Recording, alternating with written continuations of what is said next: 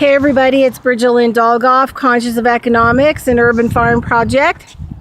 Anyway, yesterday I started my hunt for yarrow. Not yarrow, mullen. I found one yesterday, I showed you. Then I went on a crazy trip the rest of the yesterday, didn't find any, at least the kind I'm looking for. I'm looking for more of a first year because I need the root.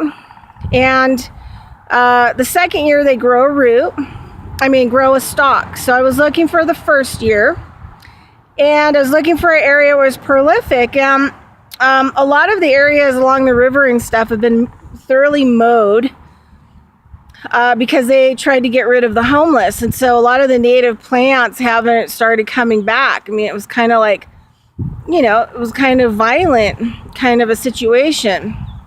So Mullen had me go all over the place, and I was getting really depressed that I wasn't going to be able to find what I needed, and sad because I'm not willing to take mullen out of an environment if it's, I only see little teeny plants or a few plants. I'm not willing to do that. And I remember seeing mullen everywhere, and so I realized some really awesome things. Mullen taught me some awesome things. Most of the time it has kind of a large root system, which reminded me of legs. And so I was like, no wonder the leaves work so well for respiratory, right? Because its legs are under the dirt. And so I'm using the root for pain remedy and bone aligner. And I'm going to dry the leaves and give them out to my clients so they have something to smoke this winter. Because I did work with mullen a lot in the past.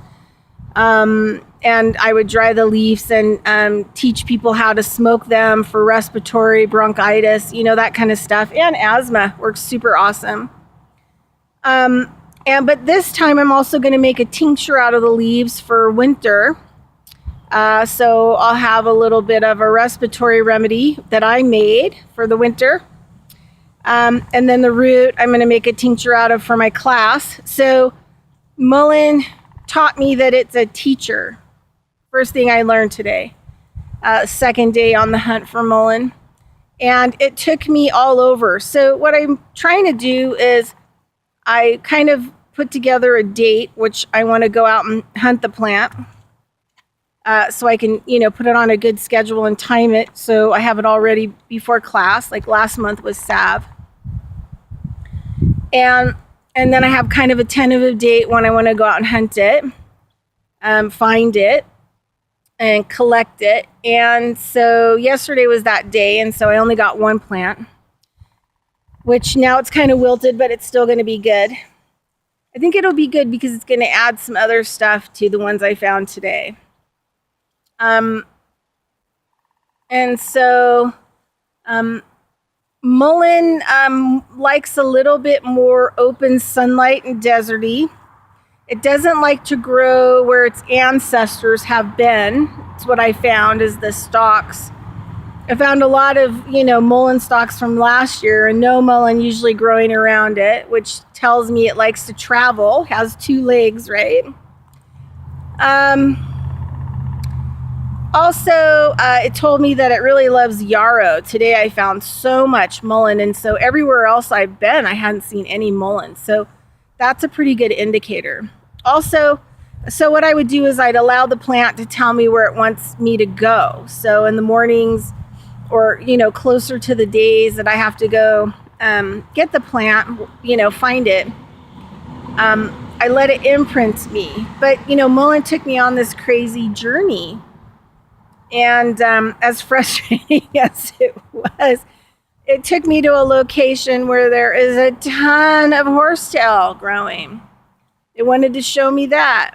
It took me to today, all over the place, where there was massive horsetail growing. It wasn't growing there, but it had me walk the trail. And then, it took me out here to Verdi, which is outside of Reno, to an area that I love. I used to live out here, and I don't like what's happening to it, but it's a place that I loved living.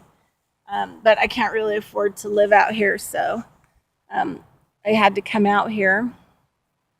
And I worry because, you know, the tranny on my van is not good. So I have to be really careful. So anyway, so I came out here and it took me on this crazy hike. It took me on a part of the trail I've never been. Led me back there all over the place, kind of some sketchy area.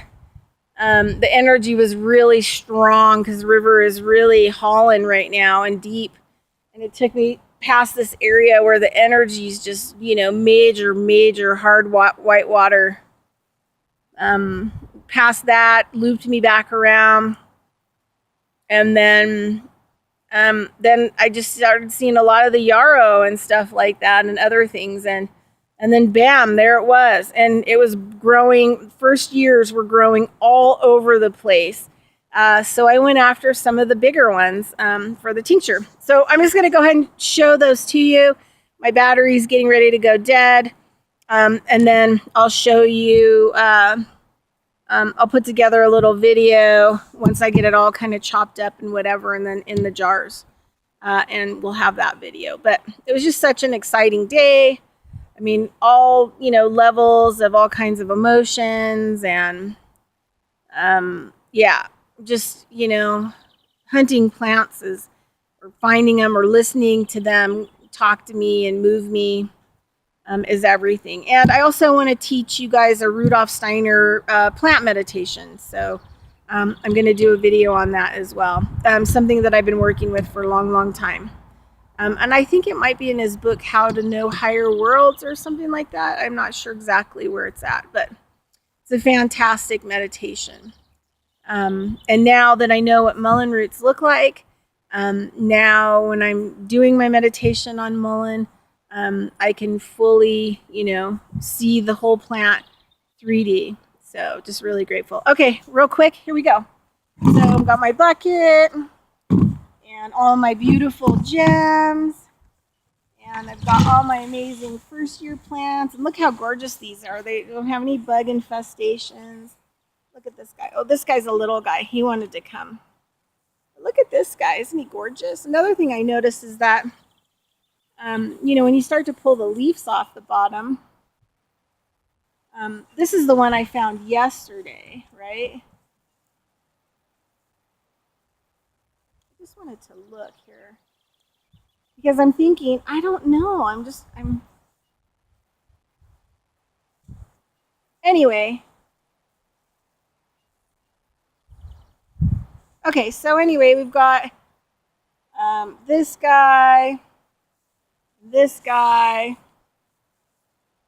and this is from yesterday. He's fallen apart. And then we have this guy. Look at him. He's looking gorgeous. See how they have kind of a 2 legs?